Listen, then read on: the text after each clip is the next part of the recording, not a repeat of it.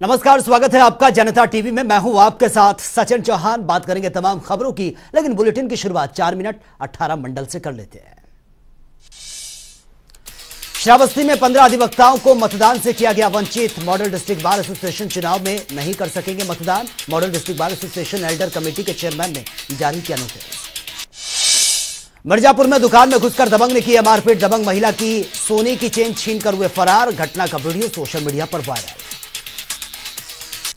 श्रावस्ती में इकोना पुलिस को मिली है बड़ी सफलता। पुलिस ने फरार आरोपी को किया गिरफ्तार। युवक पर पत्नी को आत्महत्या करने के लिए उकसाने का आरोप।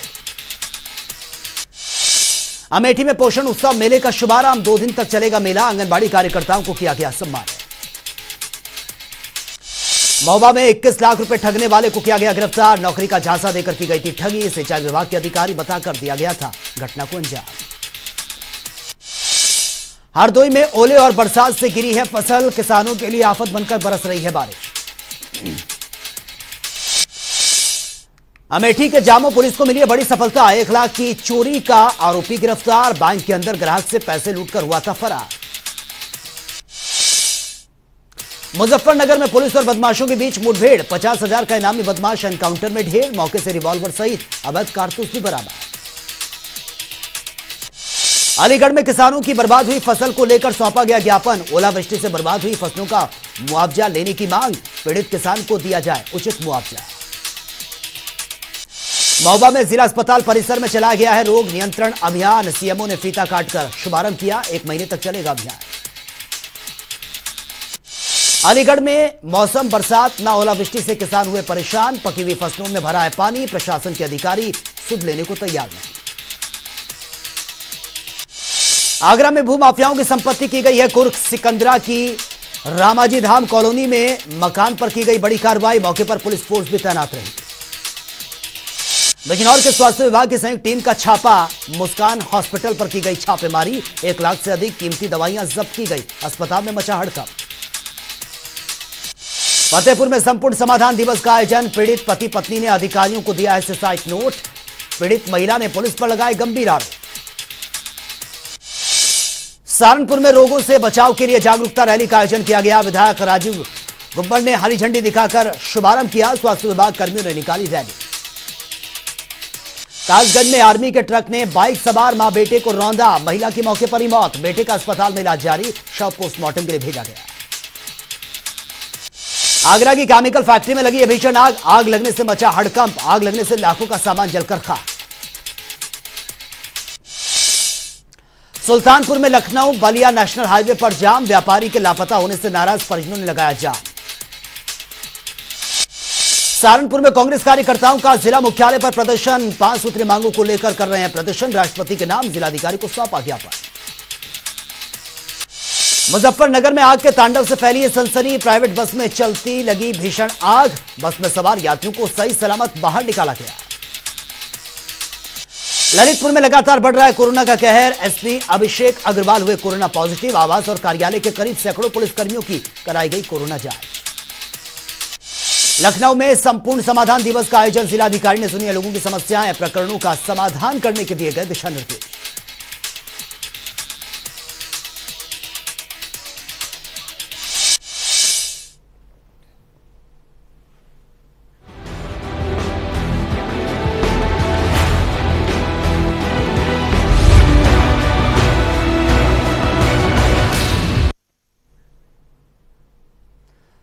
ब्रज क्षेत्र के नवनियुक्त अध्यक्ष दुर्विजय सिंह शाक्य के पहली बार आगमन पर शामिल होने पहुंचे मंत्री ठाकुर जयवीर सिंह ने सपा अध्यक्ष अखिलेश यादव पर निशाना साधा है। जयवीर सिंह ने कहा कि आगामी निकाय चुनाव को लेकर बीजेपी बूथ स्तर पर काम कर रही है। आगामी नगर निकाय चुनाव सहित 2024 के लोकसभा चुनाव पर भी बीजेपी की नजर है। 2024 लोकसभा चुनाव में फिर से नरेंद्र मोदी ही देश के प्रधानमंत्री बनेंगे और विपक्ष की जीत का सपना कभी पूरा नहीं होगा। देखिए, उत्तर प्रदेश में स्थायी निकाय के चुनाव, शहरी सरकार के चुनाव अब शीघ्र तिथियां घोषित होने वाली हैं और मैं समझता हूं कि भारतीय जनता पार्टी उन चुनावों के लिए पूरी तरह तत्पर है। और वैसे भी आप जानते हैं कि उत्तर प्रदेश में या पूरे देश में भारतीय जनता पार्टी का हमेशा चुनाव के लिए पूरी तैयारी होती है। हम लोग बूथ से लेके पल्ला प्रयोग से लेके राष्ट्रीय स्तर तक संगठन की दृष्टि से सारे चाक चौबंद व्यवस्था रखते हैं। कोई भी चुनाव हमारे लिए चुनौती नहीं होती, हम हर चुनाव के लिए तत्पर रहते हैं। जब 2 उपचुनाव हमारे विधानसभा के होने जा रहे हैं उसमें भी, और शहरी सरकार को चुनने के लिए चुनाव हो गया, इसमें भी भारतीय जनता पार्टी पूरी तरह चुनाव के लिए तैयार है। और हम पूरे प्रदेश में शहरी सरकार में भी कमर खिलाने का लगातार ट्विटर। और वही संजय निषाद आज बदायूं पहुंचे हैं, जहां पर उन्होंने कई कार्यक्रमों में हिस्सा लिया और निषाद पार्टी के कार्यकर्ताओं से मुलाकात भी की है। इस दौरान उन्होंने मीडिया से बातचीत करते हुए कहा कि हमारी सरकार का उद्देश्य है कि अपराधियों के लिए प्रदेश में जगह नहीं है। साथ ही सपा सरकार पर भी निशाना उन्होंने साधा है। उत्तर प्रदेश में अपराधियों की कोई जगह नहीं है। हमारी सरकार ने व्यवस्था दी कि अपराधी आउट और इन्वेस्टर इन हो गए हैं। जो बचे खुचे हैं वो न्यायालय के अधीन है। न्यायालय जो उनके खिलाफ जो सजा देगी वो हम लोग समान हमारे यही सरकार है। पहले की सरकारों में अपराधी को सुरक्षा मिलती थी।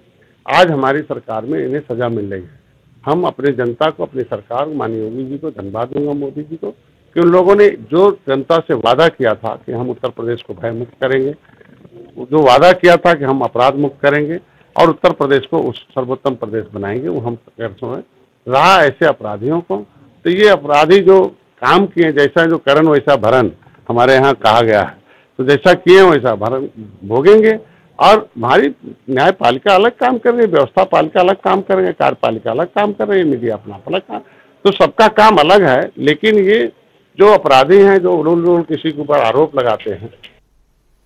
और वहीं कानपुर में अग्निकांड के कारण लगभग 800 दुकानों को नुकसान पहुंचा है। अखिलेश ने कानपुर के पीड़ित परिवार वालों से मुलाकात की और ढांढस उनको बंधवाया है। साथ ही अखिलेश ने व्यापारियों को नुकसान की मुआवजे की मांग भी की है।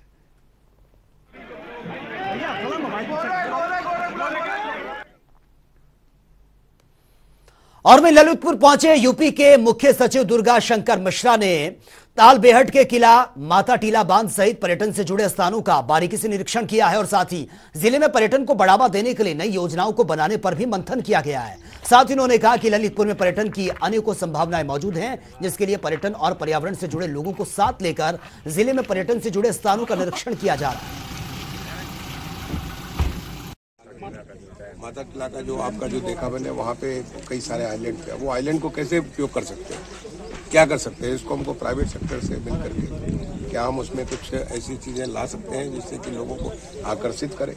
क्योंकि ये जिला पूरा का पूरा, यहाँ पे इतने किले बने हुए हैं, इतने मंदिर बने हैं, इतने सारे वाटर बॉडीज बने हुए हैं, यहाँ इतने अच्छा जंगल है, यहाँ पे इतना सारा ट्रैकिंग की व्यवस्था है। तो क्या हम इन सारी चीज़ों को, और साथ ही साथ यहाँ पे अभी मिलेट्स की भी खेती हो रही है, यहाँ जो है लोगों को एक नए किस्म का अनुभव होगा, तो क्या हम उन अनुभवों को लेकर के यहाँ कुछ कर सकते हैं कि नहीं कर। और वहीं कानपुर देहात में आसमानी आफत ने किसानों की कमर को तोड़कर रख दिया है। आपको बता दें कि बेमौसम बारिश और ओलावृष्टि से किसानों की गेहूं और अरहर समेत सभी फसलें बर्बाद हो चुकी हैं, जिससे किसानों की परेशानियां बढ़ गई हैं। मौसम विभाग के जारी अलर्ट का आज ये आखिरी दिन है। और साथ ही आपको यह भी बता दें कि जिलाधिकारी ने किसानों की हुई क्षति की पूर्ति के लिए नुकसान का आकलन करने के निर्देश भी दिए हैं। देखो, अरहर झड़ गई है, ओले गिरे हुए बेमौसम, और बारिश भी हुई है, तो पानी की नमी नीचे पहुंचने से सारी पट हो गई फसल और झड़ भी गई है। और ओलों की वजह से जो अरहर था हमारा, वो बिल्कुल झड़ गया है, जिसमें बाली में लगा वो गिर गई, तो काफ़ी नुकसान, लगभग 50% नुकसान हो गया है जनाब। अच्छा, बारिश हुई है, कितना नुकसान हुआ है वो कैसे अरे बारिश बहुत तरह हुई है, सब गेहूँ पट हो गया है, झड़ गया कुछ, और अल्लाह भी झड़ गया, सब पूरी फसल बेकार हुई। वो ओला गिरा, पानी गिरा, बिना बादल के, बिना मौसम के पानी गिर गया है ज़्यादा। अच्छा, आप कैसे घर का गुजारा कैसे करेंगे? अब कैसे करेंगे बताओ, अब क्या करें, सब फसल बेकार हो गई है।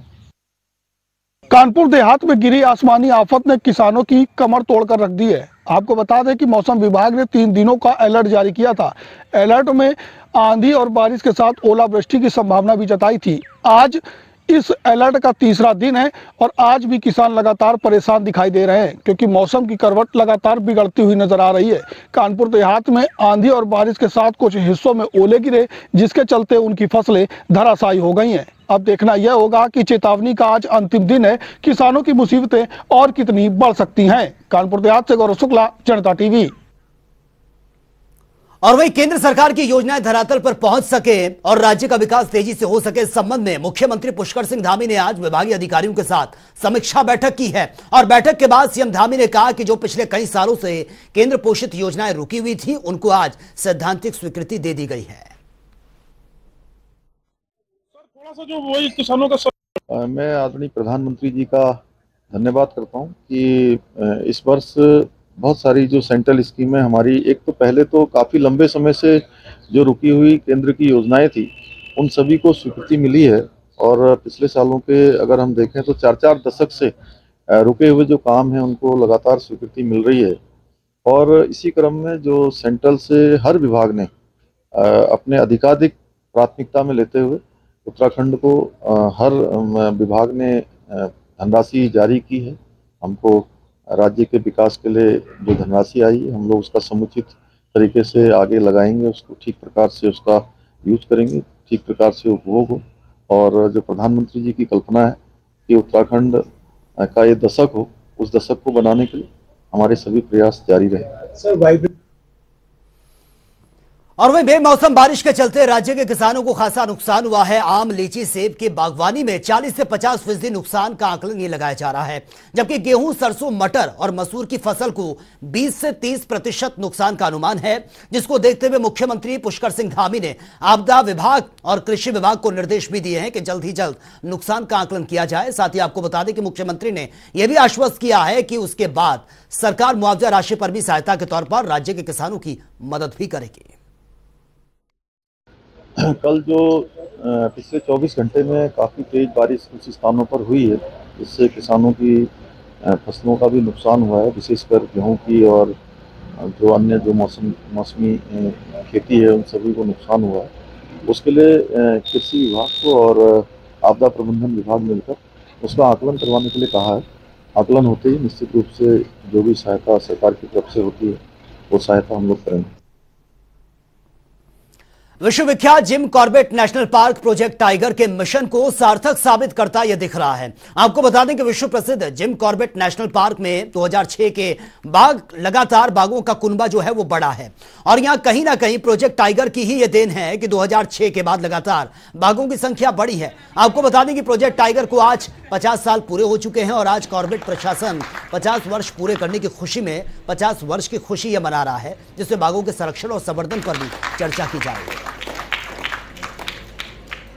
के 50 वर्ष पूरे हुए हैं। Project tiger Corbett tiger reserve से ही सबसे पहले शुरू हुआ था और उसके बाद विभिन्न जो अभयारण्य हैं हमारे टाइगर रिजर्व हैं उनमें इसको लागू किया गया। आज इसके 50 वर्ष पूरे होने के दृष्टिगत जो पिछले 50 सालों की हमारी उपलब्धियां हैं उन पर हम लोग विचार कर रहे हैं, उन पर हम लोग चिंतन मनन कर रहे हैं और आने वाले जो चैलेंजेस हमारे सामने हैं मानव वन्यजीव संघर्ष की दृष्टि से और कोएग्जिस्टेंस के एंगल से हमको विचार करने की आवश्यकता है, उस पर भी हम लोग चिंतन करेंगे।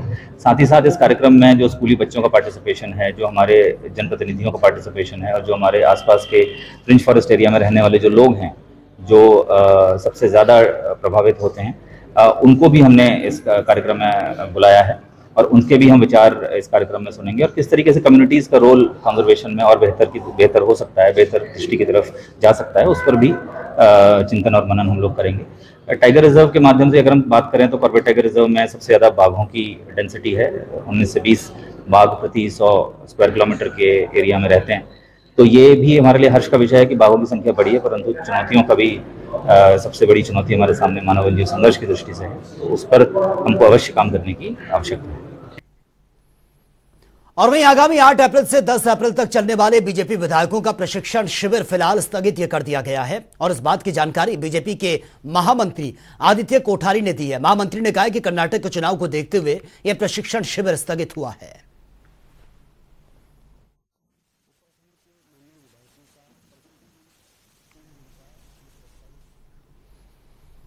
और रामनगर में आज कांग्रेस कार्यालय में ब्लॉक अध्यक्ष देशबंधु रावत ने प्रेस कॉन्फ्रेंस की है। उन्होंने कहा कि मोदी ने अडानी के साथ मिलकर देश का सबसे बड़ा आर्थिक घोटाला किया है। इस आर्थिक घोटाले की जांच के लिए संयुक्त संसदीय समिति का गठन की मांग कांग्रेस अध्यक्ष मल्लिकार्जुन खड़गे और राहुल गांधी ने की है, लेकिन बीजेपी इसके लिए तैयार नहीं है। उन्होंने कहा कि राहुल गांधी की आवाज दबाकर बीजेपी महंगाई, बेरोजगारी और इन तमाम मुद्दों से जनता का ध्यान भटकाना चाहती है। जिस प्रकार से राहुल जी को प्रताड़ित किया जा रहा है। राहुल जी को हर क्षेत्र, चाहे संसद के भीतर हो, उनको बोलने नहीं दिया गया और उनके खिलाफ जो है इतनी त्वरित कार्रवाई की गई कि उनको जो है 24 घंटे के अंदर सदस्यता जो है इनकी रद्द कर दी गई कोर्ट के निर्णय के बाद। जबकि कोर्ट का निर्णय, कोर्ट ने उनको 30 दिन का समय दिया अपील करने का, लेकिन संसद के जो लोकसभा स्पीकर हैं उन्होंने 30 दिन का इंतजार नहीं किया, उन्होंने 24 घंटे के अंदर उनकी सदस्यता जो है रद्द कर दी। और उसी के लिए हम जो है यहाँ पर जो अडानी और मोदी का रिश्ता है, इसी को उजागर करने के लिए आज ये प्रेस वार्ता रखी गई है कि हमारा ये कहना है कि 20,000 करोड़ रुपया अगर वो सेल कंपनियों को में लगा है तो वो किसका है। और अभी तक जो भी सवाल राहुल जी ने संसद के भीतर नरेंद्र मोदी जी से किए, उन्होंने अभी तक किसी भी बात का जवाब नहीं दिया, ना तो मीडिया के बीच में और ना ही संसद के भीतर। तो हमारी ये मांग रहेगी पुरजोर कि जो है अडानी और मोदी जी का क्या रिश्ता है और 20,000 करोड़ रुपया किसका लगा। जो है एक राहुल मेरा घर राहुल का घर, ये हमारा जो है एक मुहिम है। हम लगभग 100 ऐसे पंपलेट बनाकर और इसका प्रचारित करेंगे। उत्तराखंड लोक सेवा आयोग की कराई गई पटवारी और एजेई पेपर लीक प्रकरण में एसआईटी को बड़ी सफलता मिली है। एसआईटी ने पेपर लीक कांड के मुख्य आरोपी 50,000 के इनामी संजय धारीवाल को गिरफ्तार कर लिया है और आज नारसन बॉर्डर से आरोपी की गिरफ्तारी ये की गई। आरोपी के कब्जे से एसआईटी ने 4.25 लाख की नकदी, ब्लैंक चेक और एक गाड़ी भी बरामद की है। एसआईटी द्वारा एजेई परीक्षा प्रकरण और पटवारी परीक्षा लीक में विवेचना की जा रही थी, जिसमें पूर्व में 37 अभियुक्त दोनों मामलों में गिरफ्तार हो चुके हैं। इसमें एक मेन षड्यंत्रकारी जो अभी तक वांटेड चला से 50,000 का इनाम आईजी गढ़वाल महोदय द्वारा संजय धारीवाल पर घोषित किया गया था, इसकी गिरफ्तारी नारसन क्षेत्र से की गई है।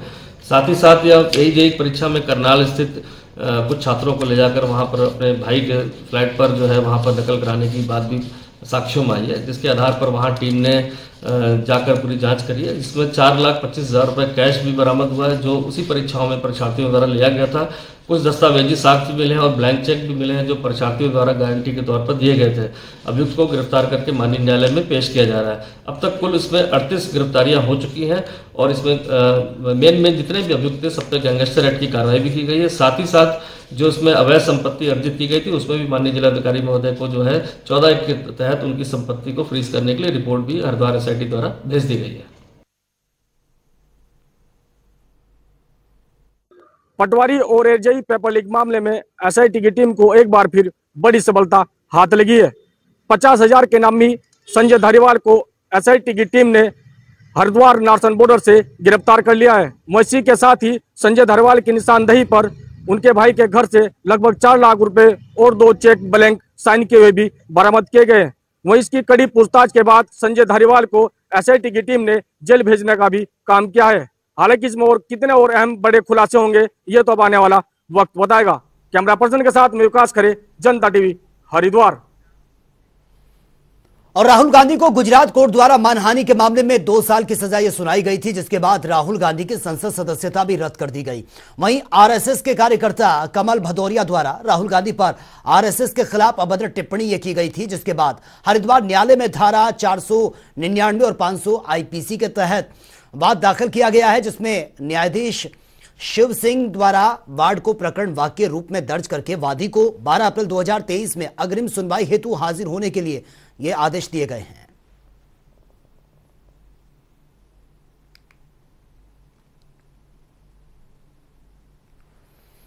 और वे उत्तराखंड के नैनीताल के अलग अलग क्षेत्रों में बेमौसम बारिश और ओलावृष्टि से किसानों की फसलों को काफी नुकसान पहुंचा है। वहीं उद्यान विभाग के प्रभारी अर्जुन सिंह परवाल ने बताया कि ओलों और तूफान से आम लीची की फसलों को 20 से 25% तक नुकसान हुआ है।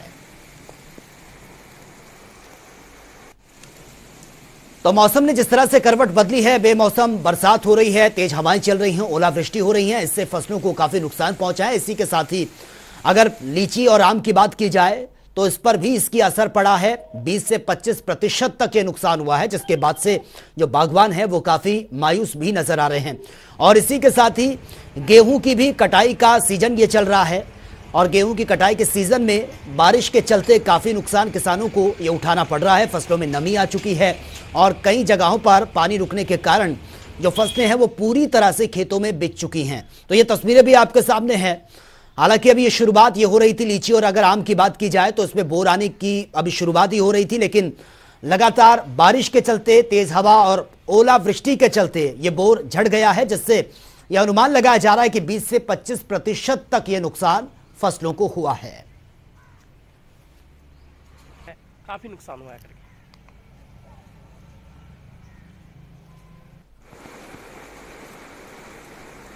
तो उत्तराखंड में मौसम की ये मार है, ओलावृष्टि से बर्बाद हुई हैं ये फसलें। और वहीं लखनऊ में बरसात के मौसम को लेकर स्वास्थ्य विभाग पूरे तरीके से अलर्ट नजर आ रहा है। सरकार ने तमाम रोगों से निपटने के लिए आज से संचारी रोग नियंत्रण अभियान की शुरुआत ये कर दी है और इस अभियान में उत्तर प्रदेश के स्वास्थ्य विभाग, नगर निगम, नगर विकास समिति सहित 10 विभागों को लगाया गया है। बरसात का मौसम स्वास्थ्य विभाग के लिए सबसे बड़ा चुनौती बना हुआ है। उत्तर प्रदेश में बरसात के 3 महीने स्वास्थ्य विभाग के लिए किसी चुनौती से कम नहीं है, क्योंकि इस बरसात के समय में तमाम तरह के बुखार अपना प्रकोप जमा लेते हैं और शायद इसी वजह से मुख्यमंत्री योगी आदित्यनाथ ने आज संचारी रोग अभियान के तहत हरी झंडी दिखाई। इसमें तमाम विभाग इसमें जोड़े गए हैं। अब ज्यादा जानकारी के साथ हमारे साथ लखनऊ सीएमओ मनोज अग्रवाल जी हैं। सर, संचारी रोग अभियान के तहत आज अभियान शुरू किया गया, तमाम गाड़ियां, कितने विभाग सर इसमें काम कर रहे हैं ताकि जो रोग से जो बुखार तरह तरह के होते हैं उन पे निजात पाई जा सके? देखिए, इसमें जितने भी मेन लाइन डिपार्टमेंट्स हैं गवर्नमेंट के, सबका अपना एजेंडा है, सब उसी हिसाब से काम कर रहे हैं। इसमें कृषि है, जंगलात का महकमा है, सिंचाई है, नगर विकास है, आवास है और हमारा विभाग तो यही है, शिक्षा है। तो ये सारे विभाग कुछ बच्चों में काम कर रहे हैं, कुछ एडल्ट्स में काम कर रहे हैं, कुछ घर घर जाके काम कर रहे हैं।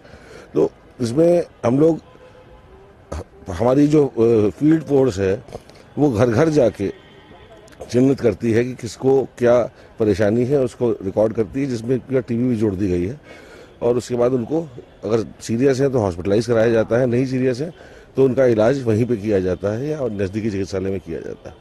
लेकिन संचारी रोगों पे मेन फोकस हम लोगों का रहता है।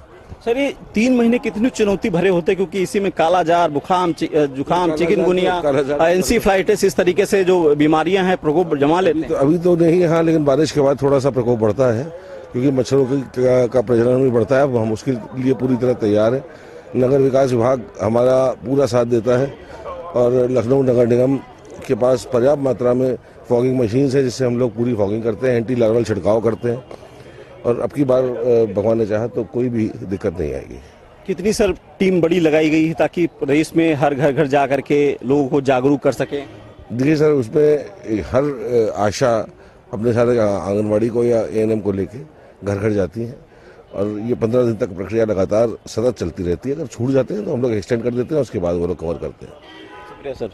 तो उत्तर प्रदेश में करीब 10 विभाग एक साथ संचारी रोग अभियान पर काम करेंगे और उत्तर प्रदेश के लोगों को जागरूक करेंगे और साथ ही साथ उनके इलाज को लेकर की व्यवस्थाएं करेंगे और ज्यादा उनको इलाज की दिक्कत होगी तो अस्पताल तक भी पहुंचाएंगे।